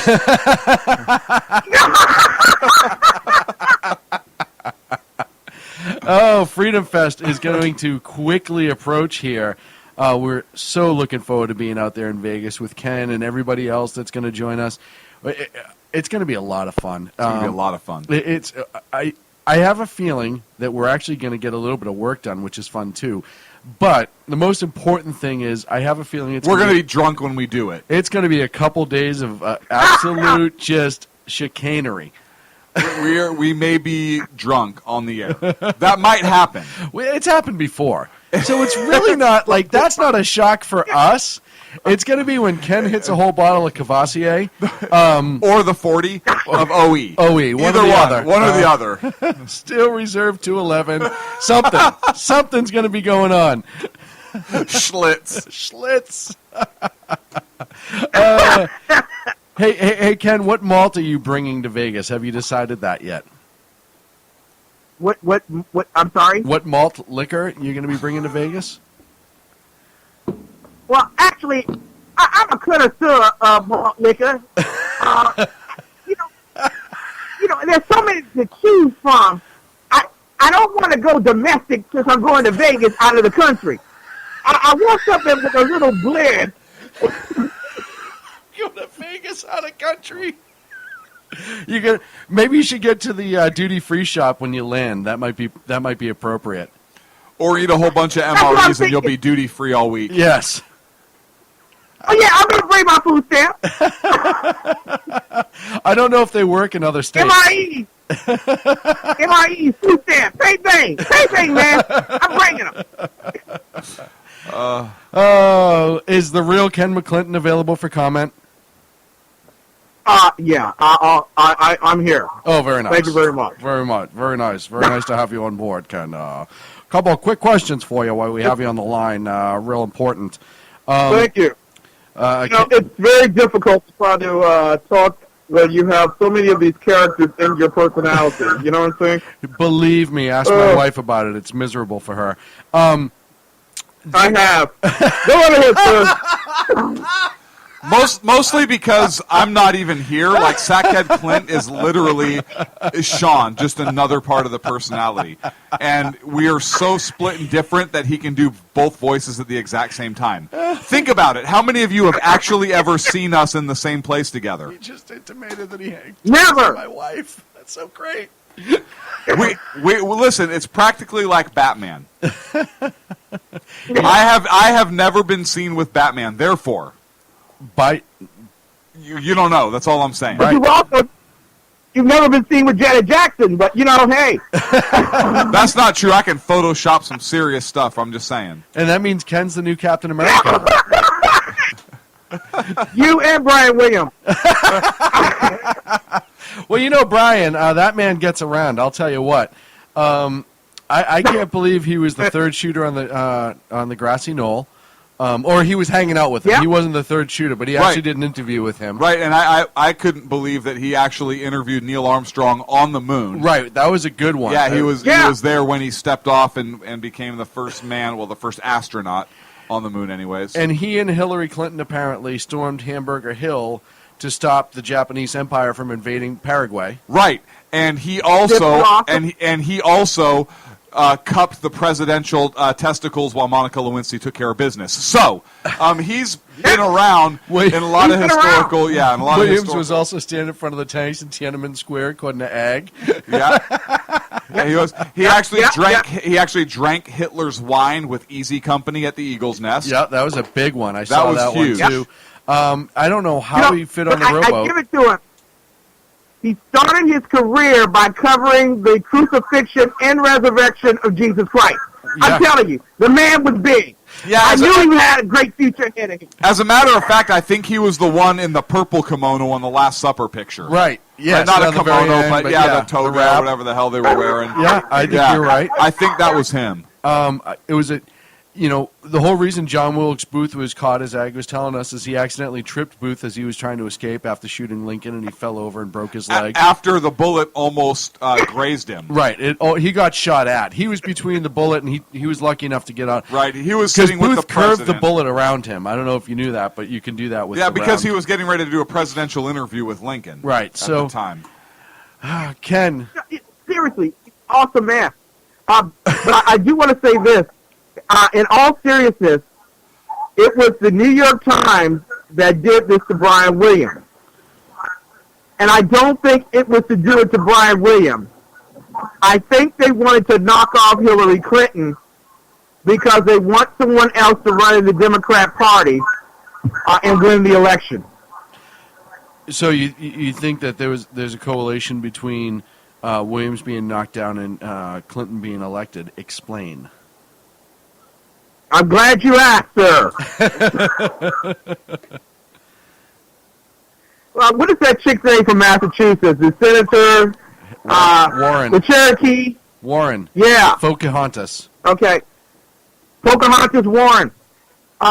And by the way, Brian Williams was also there when Pocahontas waved goodbye. he got the first interview after that. As a matter of fact, I think he did fire the shot heard around the world. Right. He didn't mean to do it. He tripped over a musket that was on the ground, and it kicked the whole thing off. Right. The whole thing. It happens. But in all seriousness, they both have the same issue at hand. Both of them lied about being in an event that they were not a part of. Both of them have embellished upon stories. The whole idea is that when you are caught in those particular lies, it makes it difficult for people to believe you. And the whole idea is to make Hillary Clinton a candidate that's wounded going into the Democrat convention. They are really, both behind the scenes and publicly, they want Warren to be the Stalin to come behind Lenin. So anything that they could do to destroy Hillary Clinton at this particular point, they will do. And quite frankly, because there is a poll that came out recently that says that if given the choice between Warren and Hillary Clinton, the Democrats would choose Warren. Wow, that's amazing. Do you know what the margin was, Ken? I think it was like 47-44. Holy moly. Well, so let's start down that road because, well, when are the conservatives going to get off their rear and start cannibalizing Bush? Because we don't need another Clinton-Bush election. We don't. Skippy. We don't. So when are the Republicans going to realize that the Bush is a liability? They're not going to do and put somebody else forward, much They're like the not gonna Democrats. do The it. Democrats are being smart about this. Hillary's damaged, right? She didn't answer that phone call at 3 a.m. Huge damage. She's looking to have to testify in front of Trey Gowdy. There are major issues with the Clintons. Where has Bush been for the last how many years? He hasn't been involved on any national level, any national office. He hasn't come out and said anything or been really on the speaking circuit. And he's a progressive. He's very much into Common Core and supportive of Common Core. When are the Republicans going to say, hey, we probably can't win with another Bush, and knock him down a notch or two and put somebody up that has a legitimate chance of winning? Because the establishment is concerned about two people, Scott Walker and Ted Cruz. Yep. Those are the ones that the liberals are most fearful of right now. Yep. They are not fearful of Bush. They shouldn't be, because Bush won't get elected. Exactly. So why not have Warren, your cup of tea, win the election, and you really take America off the railroad towards Marxism? Yep. Well, and you know, it's funny with Clinton. She's not only damaged now, but she's been damaged for years. People forget she was removed as an attorney during the Watergate investigation because her boss at the time, when she worked for the government, essentially said that she was doing illegal and erroneous things, if you will. So it's not like this is all of a sudden Hillary, like in the last 10 years, started doing things her own way and it didn't matter, beg, borrow, and steal. And then you look at her connections with Saul Alinsky that go back to when she was in college. You go beyond that, and then you start getting into the current status, and you look at Benghazi and what's going to happen with Benghazi. And now you look at the Bosnia report that she lied about being under sniper fire in Bosnia, and everyone was there said it never happened. And it's only going to go on. And like you said, I think Clint said it, when she gets in front of Trey Gowdy, I think she's mincemeat. I think it's done at that point. Either that or she's going to perjure herself. And right. Either way. And then that's a bigger problem. Right. It's just... And don't you hope she perjures? No, I don't. And I'll tell you why. I don't. I hope she tells the truth. Right. I really do. I want to know everything that she knows. I want to see how right we are as far as what we believe to have happened. See, I want her to at least have the respect for the American people and the dignity of the office, and I know I'm asking too much these days, to tell the American people the truth. Yeah. That's what I hope. I mean, she is serving the American people, supposedly. I want her to be honest about what it was. That's why I don't want her to perjure herself. Not because I just want to know what happened, but because I hope she does the right thing. Yeah. Well, I tell you what, when Hillary tells the truth before Trey Gowdy, Brian Williams will be there to cover him. Well, you know, and it's funny because I wrote an article the other day and talking about how the left begs, borrows, and steals to make themselves look better and hope they don't get caught. Then when they do get caught, everybody, including the media, runs to their defense and tries to make something else out of it. Oh, this didn't happen. You know, the biggest example that I have with Brian Williams in this specific case is you had people like, I don't know, Daily Show, Jon Stewart, the whole Brian Williams case, and because he's friend with him, he turned around and made his whole show about why the media wasn't this involved with the whole original Iraq, the second Iraq war, the reinvasion, if you will, and why they didn't do their job then, but all of a sudden they're doing their job, et cetera, et cetera. And that's just with Brian Williams. That's the amount of spin that they will put on it and do whatever they can to deflect it. Now, you look at the Praetorian Guard, if you will, with Hillary. I think media in general wants Hillary because I think media doesn't believe that this country would elect Warren because they're not ready for it. And, you know, it's crazy to me to watch that machine work, and it's working again with Williams. How many people are coming to his defense? And even those on the right. Listen, if the guy said it one time, if one time he said, "Oh well, you know, I was on a helicopter and we got attacked by an RPG," And then they turned around and said, well, wait a minute, you weren't on that helicopter. Well, no, when I said that, I meant we collectively, all 4 of the helicopters.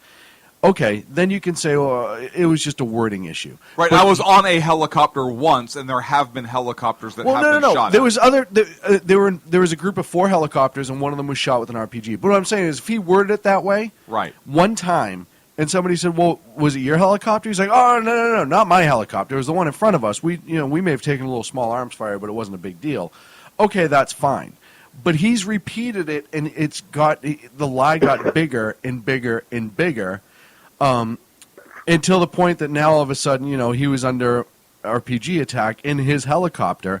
And I brought this up in my article it's not just Brian Williams that said that, but Brian Williams is just a talking head.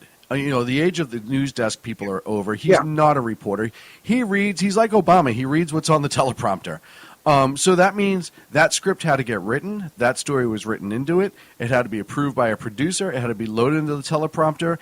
Williams had input into that, and then he said it again. And now NBC, I think it's funny that NBC suspended him for 6 months when it was NBC and Brian Williams who were involved in that statement being made. But that's the only thing he's lied about, right? Like, he hasn't lied about anything else. Never once lied about a body that wasn't floating through the French Quarter that wasn't really that flooded. Or the Federal Protection Service guys with automatic weapons forming a ring around him while he covered the story. He never lied about that. He never lied about being attacked by a gang in a hotel while he was reporting on Katrina. He never lied about. Oh wait, no, he lied about that as well. Yeah, forget it. Never mind. Forget Can I defend Brian? Yes. Can I defend Brian? Probably on not the very well, Katrina but go ahead and thing? give it a shot. But yeah, this is see. He was actually standing on top of the body as it was floating down. Well, but it was still floating. Stuff happens.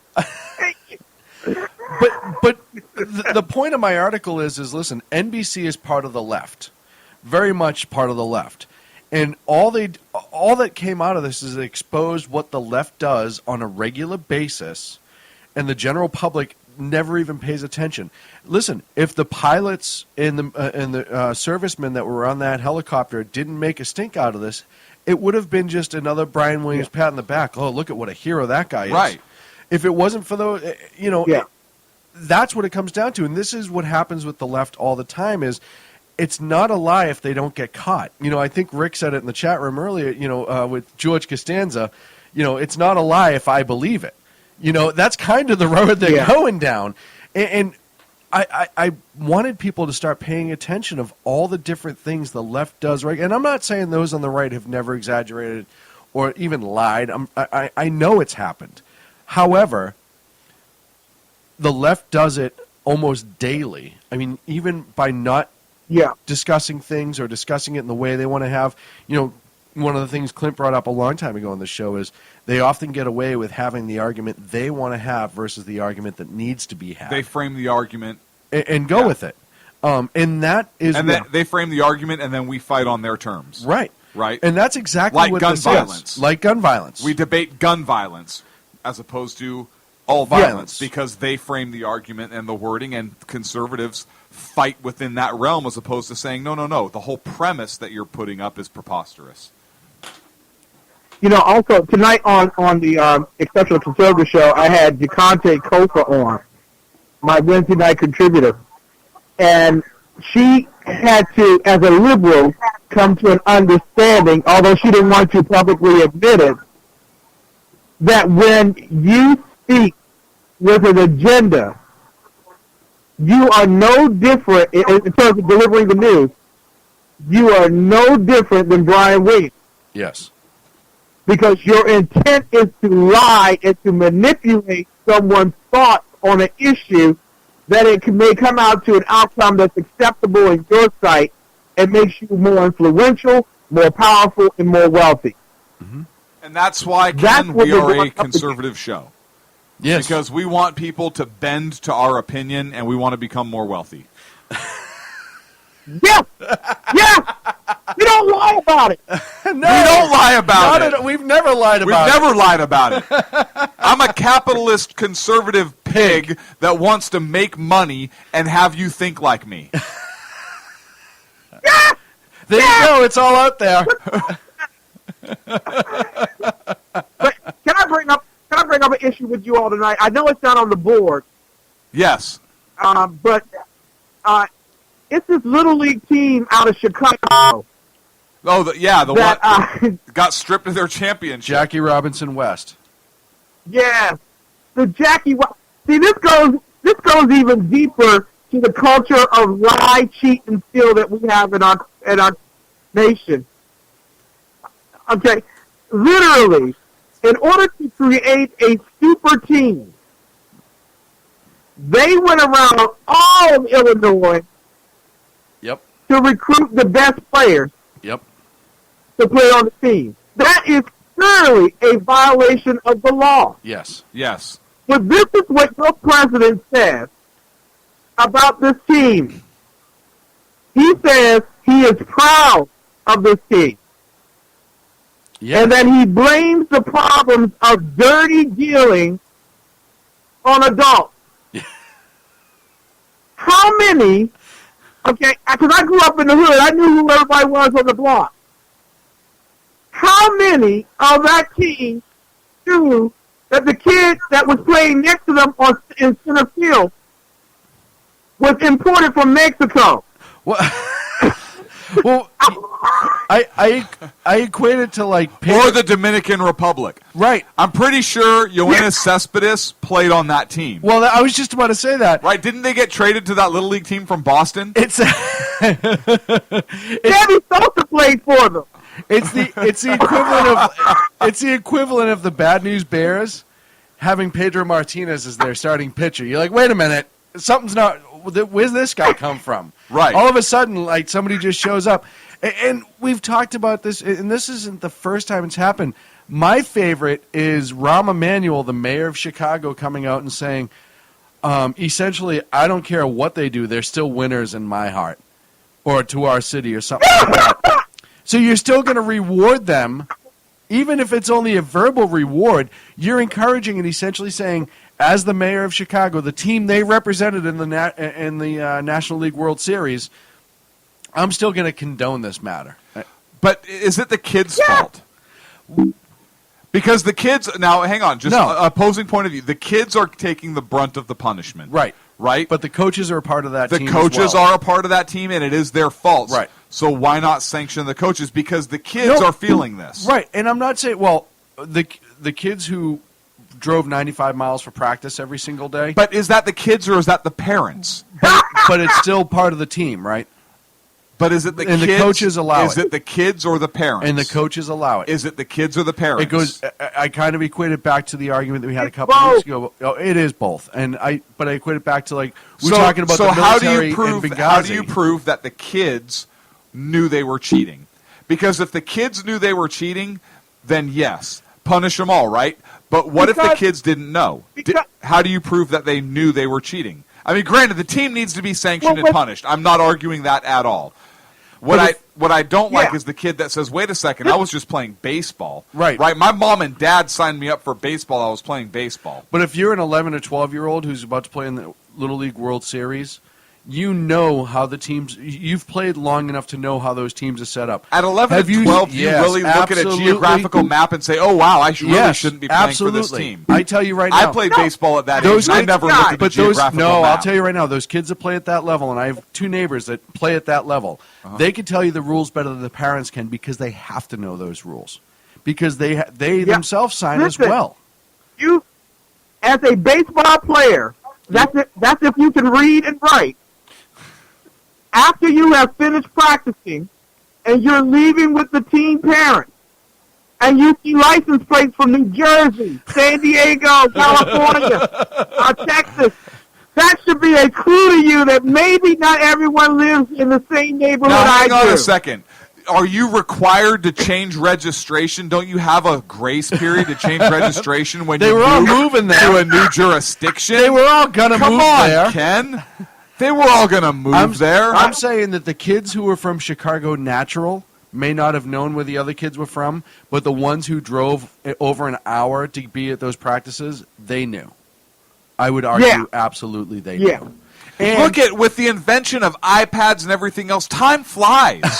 They're playing Angry Birds, and they're playing war games. They don't know how long they're in the car for. Now, I don't know if they can necessarily understand the severity of it at that age. Uh-huh. You know what I mean? Versus... They do now. You strip their championship Absolutely. away. And guess what those kids may never do again? Play baseball. And cheat. Oh. They never cheat. They may never cheat again. If their parents sign them up for another team. All I'm saying is the kids don't have a say. A 10-year-old kid is not going to tell a parent, no, I'm not going to play on that team because it's against the rules. Particularly when they're competing because at that I level. disagree, Clint. I disagree. So you used to talk back to your parents all the time. Those same kids will call social services and make you spend a weekend in jail because you spanked them. Because you didn't drive them 90 minutes to baseball practice. Listen, my kids don't make me spend anything or call anybody when I spank them because I rip all the phones out of the walls first. And I put deadbolts on all of the doors so they can't get out to tell a friend for at least 3 weeks until they simmer their little asses down. That's how I roll. Little Johnny, get away from that window. I tell Sacco he's out of the cage and they all go in that one cage.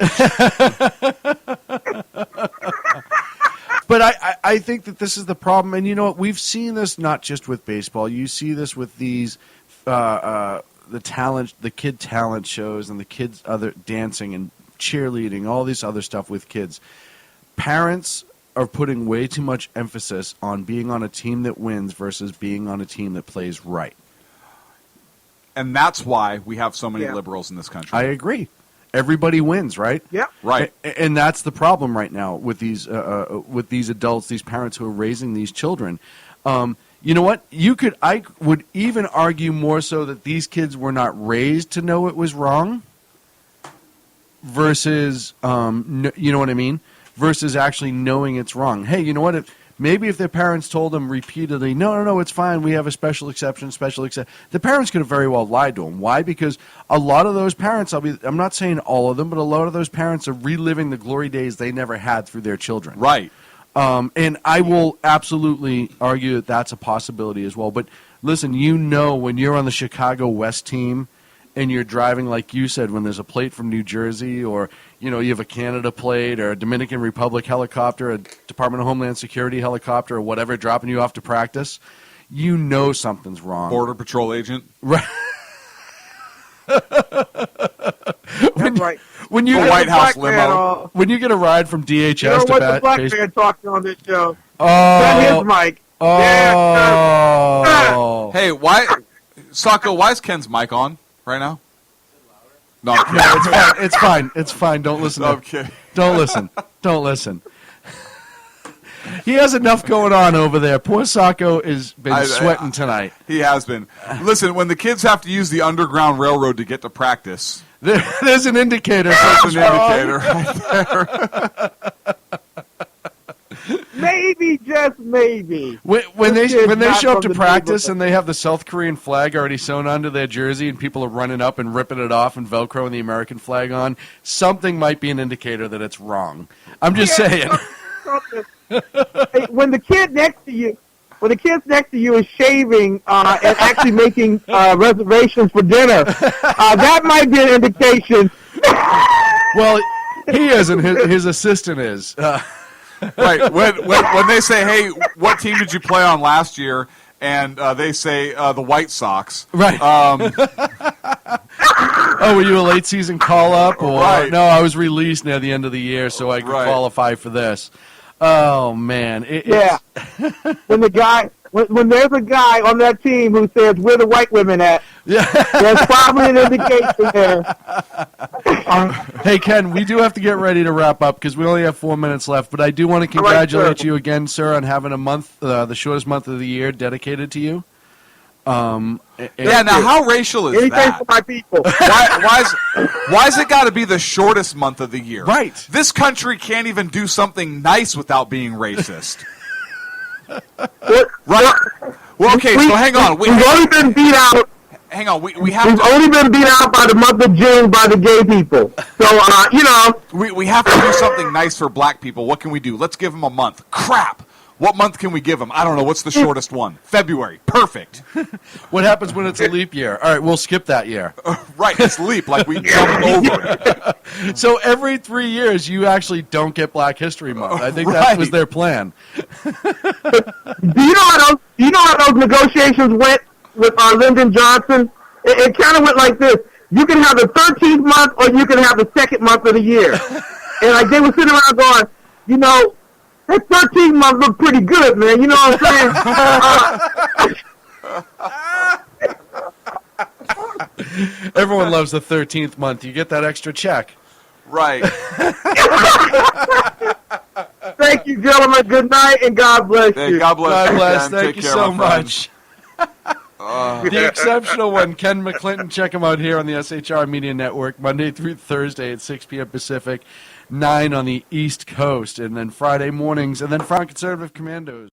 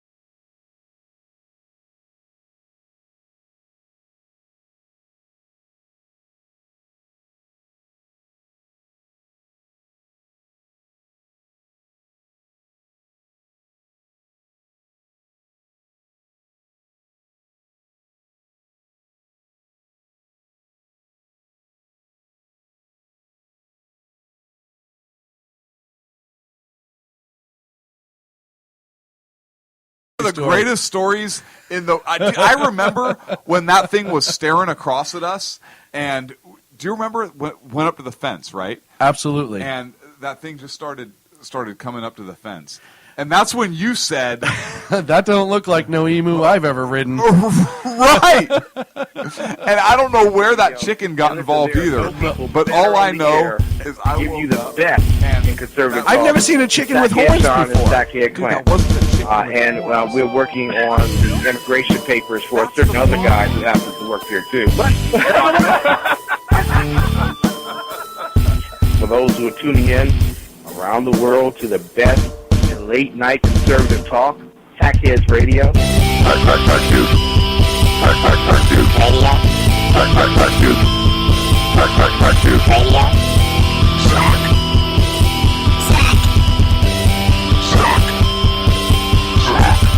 The best late night conservative talk show in America.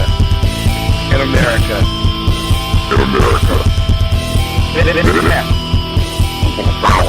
And in this web was a large, I'm pretty sure it was the biggest spider I've ever seen.